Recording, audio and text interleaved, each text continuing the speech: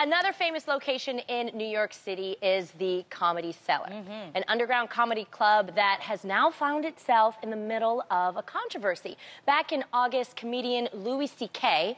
performed a surprise set at the Cellar, causing outrage due to the fact that several months earlier, Louis admitted to sexual misconduct with many women in the comedy world. Many supporters of the movement felt that enough time hadn't passed for Louis to try and make a comeback, considering the pain he caused to those women.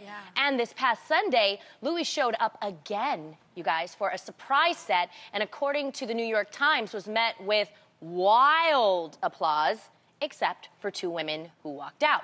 The Cellar was prepared this time, putting up a disclaimer before the show that said, "Swim at your own risk. We never know who is going to pop in. If an unannounced appearance is not your cup of tea, you are free to leave, no questions asked, and your check on the house." Okay. So, Lonnie, Fair enough. they get their money back. So, Lonnie, as the comedian here at the table, let me go to you first. What are your thoughts of all of this? Well, first of all, the Comedy Cellar is not that big, so all this is wild applause. Okay, 200 people, all right, you know, really. That's a lot of people. No. A little bit, but not to expect like a stadium exactly. or something. They're making it sound like everybody, you know what I mean? It's like, Yeah. the people in our audience. This is the thing. I don't feel sorry for this dude because he still has his career. He could have waited 2 years and he still would have been okay. The issue is that allegedly some of the women that he harassed, they stopped doing comedy.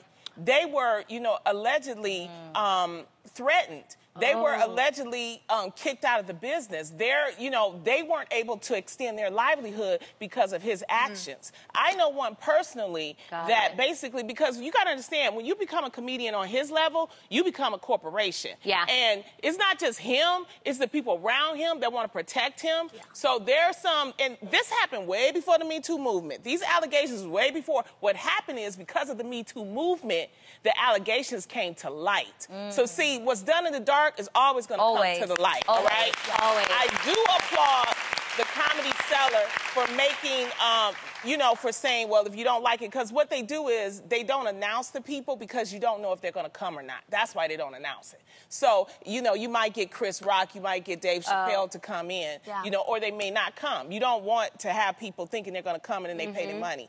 That's the reason why you have the unannounced. But to me, he could have waited another, year, 2 years. But my thing is, he's not doing anything for the victims. Yes, he admitted it, but he's not doing anything to help the women that have been affected by his actions. I told y'all, and I will always be for women. My thing is, what is happening to the women? Is the Comedy Cellar allowing those women that have been affected to go up and do sets? I don't think so.